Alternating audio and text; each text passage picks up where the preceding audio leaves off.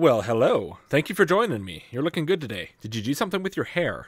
Good. I'm not gonna lie, it used to look awful. Anyway, today I'm diving into something that I've occasionally got requests for years. I bet you can't guess what it is, unless you read the title. Spoiler warning, don't read the title. Yeah, it's the Mandela Effect. If you're not familiar with this, basically it's a conspiracy theory, or... No, that's not the right word, because it's not really about a conspiracy. It's the idea that when a certain number of people all think something was different than it is, like when a bunch of people say, I thought the fruit in Fruit Loops was spelled F-R-U-I-T, not F-R-O-O-T. What nonsense is this? Then they're not wrong because they didn't pay attention, or they forgot, or they were too young when they first saw it and misinterpreted it, or they didn't care enough about the Fruit Loops box to study it in detail and they just poured out their damn cereal and got on with their day until they joined the Mandela Effect forums 20 years later, and in the meantime they just kind of assumed it was fruit like fruit, not fruit like fruit, or some other obvious commonplace explanation like that. But instead the reason they're wrong is that there's some sort of intrusion of an alternate dimension into ours, or that reality itself is breaking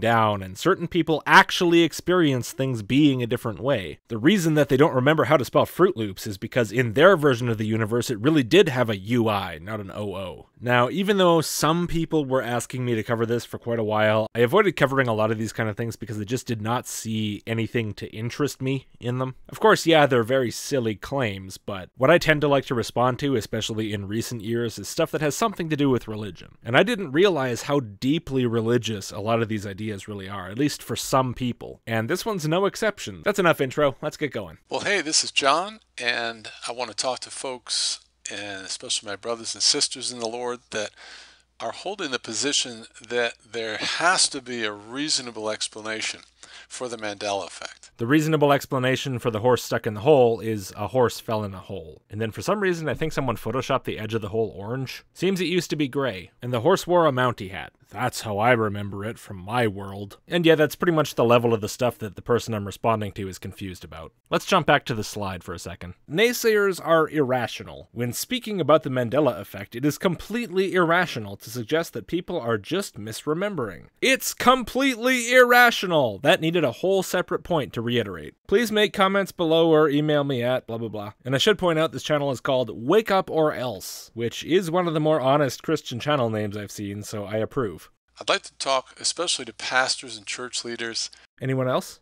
Huh? That are just dismissing this and who hold the position what you believe is the material world around you is not changing, history is not changing, and the Bible is certainly not changing. Yeah, you heard that right. This is not just about Fruit Loops. The Bible's changing too. And when it comes to the people claiming the Bible is changing, your belief is that they are just either biblically illiterate,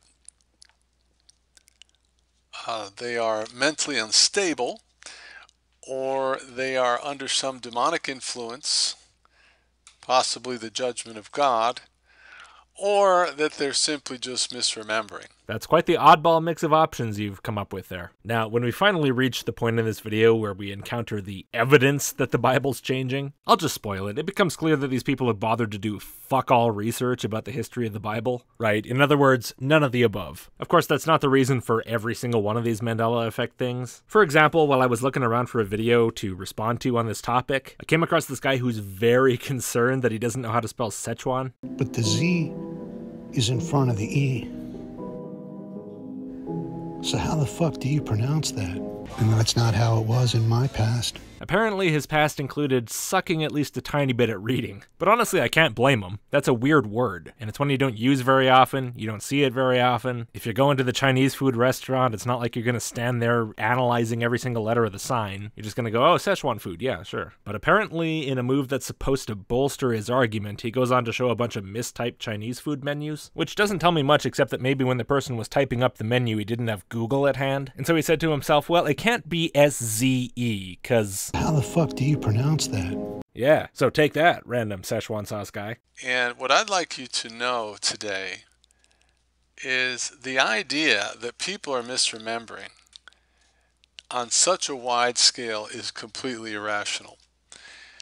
And the reason it's irrational is because never in history has there ever been a recorded event where hundreds of thousands of people, possibly millions of people, all claimed to be having an experience of claiming that the things that they have vivid memories of no longer exist. When you say that hasn't happened in history, what exactly do you mean? Do you mean like in recorded history before your living memory? I don't think you mean just in general, including recent history, this has never happened, because that stuff happens all the time. I mean, that's exactly what the examples of the Mandela Effect typically are. A bunch of people who are wrong about something that a bunch of other people aren't wrong about, who find each other on the internet and go, wow, you were wrong about that too? We must both be right, because we were both wrong the same way. So yeah, when you say this didn't happen in history, I think you don't mean recent history. What I think you're trying to express is that this is the only time in human history that people have similarly misremembered, misinterpreted, or misunderstood spellings or images or things like that on a large scale. Either it's the only time that's happened, or it's the only time that thousands or millions of people have noticed. And not just noticed, but come together in groups and said, this is happening! This word used to be spelled a different way, or this picture used to look a different way, and now it doesn't. If that's what you mean, basically that people weren't shrieking about the Mandela Effect in the 17th century kind of thing, well, I'll have to agree in the sense that I'm not aware of any record of such a thing, which I can't say surprises me that much considering that what we're talking about here is an internet phenomenon. An idea that started with one person and then got a few more people on board and gradually grew to thousands of people talking to each other, spreading their stories, confirming each other's biases, all buying into this ludicrous sci-fi excuse for their imperfect brains and fact-checking skills, all completely impressed for some reason that a lot of people can make the same easy mistakes. This is the sort of thing that's pretty difficult to get started too often, and certainly to get large amounts of public awareness about it, without a tool like the internet. So I wouldn't expect people hundreds of years ago to come up with an explanation like this, or to make such a big deal out of it that it became historical record, or really to feel like they even had anything to explain with it. I think that back then, when people realized they were wrong, they probably realized that the reasonable thing to do was just to say, oh, my bad, accept the correction and get on with their lives. Especially because the kinds of things that you bring up are only able to be misremembered by so many people with so little consequence because they matter so little. And so nobody's really too concerned when they find out they're wrong about it, unless they're too proud and vain to accept even the smallest imperfections in their mind. And if that were the case, if someone just could not be convinced they were wrong, either because they were stubborn like that or because people couldn't just look things up on a whim on Google to settle arguments, maybe they kept on believing the wrong thing, the wrong spelling, the wrong version of the story, the wrong pronunciation, the wrong details of the image, and maybe they kept spreading those mistakes to other people. Maybe they taught their kids that's what it was. Maybe they told their friends that's what it was. And then when someone told those people, hey, you got that wrong, they said, what are you talking about? That's the way it's always been. And do that for a long enough period of time with enough people, and you end up with new idioms, new figures of speech, new words, new languages, new mythologies, new iconographies. And most everyone who uses them doesn't even realize that they aren't the original thing, and they're the product of a collective mistake, or thousands of them.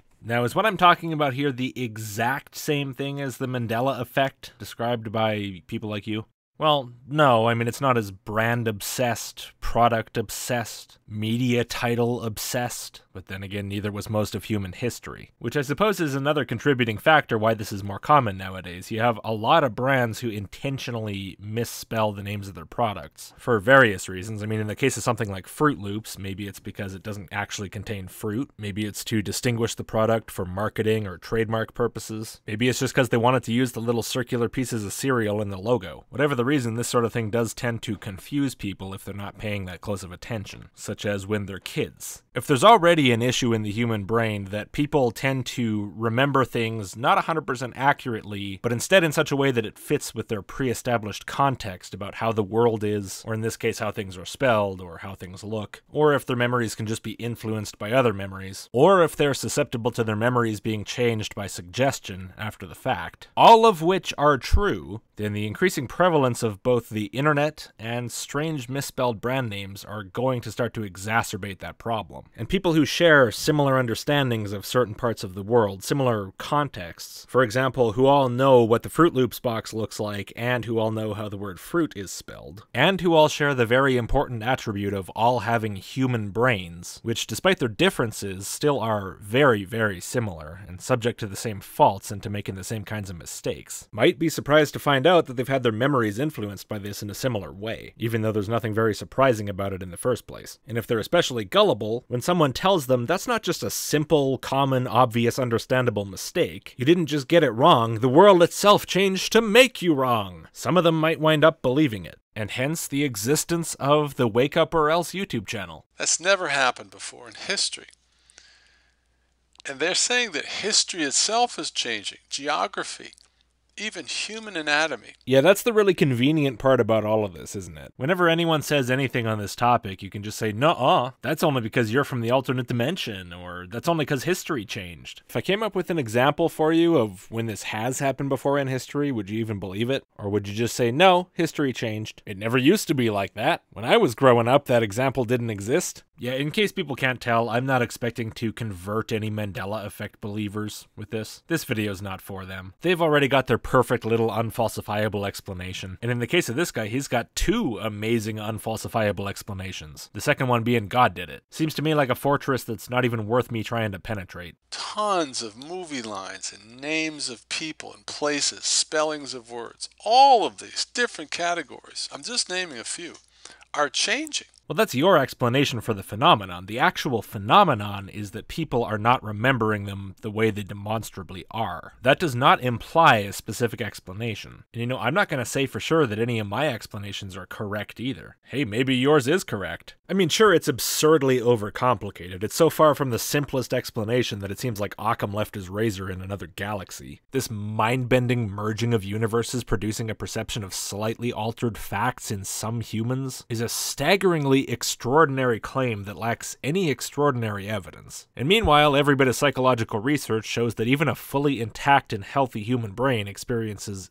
deeply fallible memory and a strong susceptibility to suggestion, which is exactly why we have things like double-blind tests. But I suppose we're just hand-waving all that away with, that's the Mandela Effect too, somehow. But one of these is distinctly simpler and more in line with known functions of the human brain and the universe, and more credible as a result. But either way, though, it's at least conceivable that your explanation is correct, but just pointing to the fact that some people make similar mistakes does not itself say anything about whether your explanation actually is correct. The fact is, at best, what you have here is a guess. If you want to, go ahead and say every other explanation's just a guess too, in which case, congratulations, you're one guess among many. Now you gotta establish why your guess is most likely the right guess. How are you gonna do that? You gonna just say yet again that you think it's a weird phenomenon and leave it at that? That's not very compelling, is it? All of these different categories, I'm just naming a few, are changing from what they vividly remember. Not vaguely remember, vividly remember, which is a big difference. To them, subjectively, sure, but the vividness of a memory doesn't make it more true. It's still imperfect. It's still a flawed interpretation of an event. It's still something that your brain has to recreate every time you think about it, and that gets modified every time you do. It's still something that can be altered by your later experiences, including the things other people tell you. When someone asks you to think about it in a certain way or in a certain context, that can have a transformative effect on the experience. Your brain is not a video camera. Just because you see something in high resolution doesn't mean you have more accurate information. In fact, you know what's funny? Going into this video, I wasn't sure if the mistake with the Fruit Loops name was people thinking fruit is spelt with UI, or them thinking it's spelt with OO. For the life of me, I could not remember which one it was. I had to look it up to see what the actual branding is. And now when I try to think back to being a kid sitting at the table with a box of Fruit Loops next to me, looking at that box to see what's on there, I distinctly see it as having the two O's made out of Fruit Loops. 2 days ago, I had no idea. I hadn't thought about Fruit Loops in I don't know how long. I'd seen them at the store, I guess, but I never paid attention. But now I feel like I've known all along. It's clear as day. In fact, Fruit Loops with a UI feels bizarrely wrong. And I'm pretty sure the memory's fabricated from the ground up, from images that I remember of my childhood house's kitchen, and current memories of the branding that I found just by interacting with this topic. Memory's creepy as hell.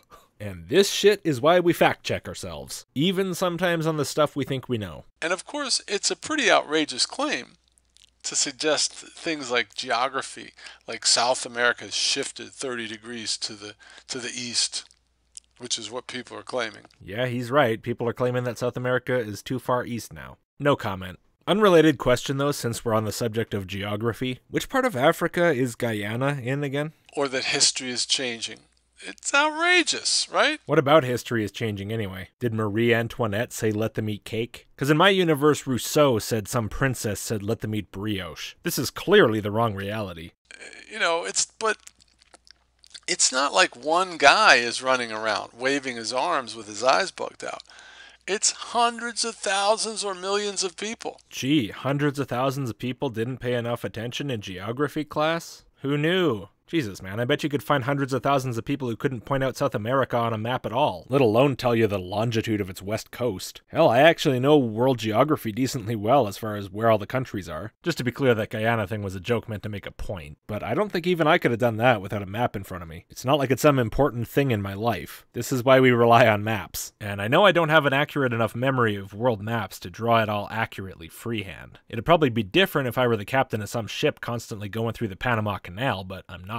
Like most people, I have a vivid memory of looking at world maps, looking at globes, but that doesn't mean my memory of them is perfect. Why would I assume it is? Pretty much my brain just thinks South America, that's under North America. Roughly. Cool. And so, when you have this type of a testimony, you have to take notice. You have to stand up. And the Bible says, let it be, all things be established in the mouth of two or more witnesses. Yeah, I know, which is why I'm really glad we don't base our criminal justice system on the Bible. Eyewitnesses are far and away the most notoriously awful form of evidence. Yes, even when there's a bunch of them. You certainly have more than that. If you have 100,000 demonstrably wrong people backing you up, that does not help me believe that you're right. So there's no known cause for an event like this that would be naturally occurring. An event where all these numbers of people claim to suddenly be misremembering. And they're doing it in a way that's even more unexplainable. They're all misremembering the same way. Okay, well, they're all members of the same species talking about a similar experience, like recalling the same cereal box. This does not seem surprising. And a lot of the time their misrememberings seem to have a similar theme. They're trying to simplify information, like putting South America directly south of North America in their mental map. Or they're trying to correct for errors, like the fruit in Fruit Loops being spelled like fruit. Or their memories are lining up with pop culture, not the actual source material, because that's what's more familiar. They hear it more often. Methinks thou doth protest too much, versus the lady doth protest too much, methinks. The latter sounds far less accurate to me because I don't hear it that often. It's accurate, though, but I've heard the former in a million different places. Or they're trying to remove inconsistencies. And I'll give you a real Canadian example for this one. Everyone I know calls the Hudson's Bay Company the Hudson Bay Company. Maybe partially because it's easier to say, but also because the bay it's named after is actually called Hudson Bay, not Hudson's Bay. You would think the name of the bay in the name of the company would be the same as the actual name of the bay, but it's not. It took me actually having to learn about the Hudson Bay Company in school, see I just said it again, to realize that its name was the Hudson's Bay Company, which just does not roll off the tongue. Did reality change and rename the company? No, it's just named weird and nobody calls it that. It's inconsistent, and people like their naming consistent. So my point with all of this is a lot of what I see from the Mandela Effect people is that yes, they're remembering the wrong thing, technically, but it follows a pattern. It makes sense even though it's wrong. Usually. It's like how every kid who grows up speaking English is going to go through a phase where they're applying the same grammatical rules to every word, even if it doesn't apply. I runned in the park. Pretty much every single kid is going to do that, even if they're not hearing it from the people around them, because that's how their brain works. They're trying to find a pattern, they're trying to interpret language in a consistent way, they're trying to simplify, they're trying to make it all make sense. And they're doing that without even thinking about it. And subconsciously, I think your brain is doing that too. And then of course you lump all the other stuff into it of people influencing each other on these forums and stuff, and that just compounds the problem. But I think overall this shows you something pretty fundamental about the way the human brain works, the way human memory works, and what we have in common. People always like to think they're unique, that they're some kind of special snowflake, that their minds work distinctly differently from everyone else's, but we're all more alike than we'd sometimes like to admit. And then you have another layer of complexity, which is it's not just they're all misremembering one thing. It's multiple things, and then it's multiple categories. Yeah, the kind of categories I just laid out. That makes it more likely just a psychological phenomenon, not less. And the real challenge for the naysayer is the residual evidence. Because what we're able to find in the data sphere somehow is residual evidence of the vivid memories that we're claiming we have. Several people have mistyped Sezchuan. Checkmate, atheist. I mean, naysayer. And this is very, very difficult for the naysayer to explain how these things got there. Just so the audience is aware, there's an example he's going to spend a bunch of time on later in the video. He is extremely proud of it, and I'll bite into this a little more then. Let's just say, don't expect too much. But I'm going to save that for next time. I'm going to call this part 1. A big thanks to all of my supporters, and I will see you next time.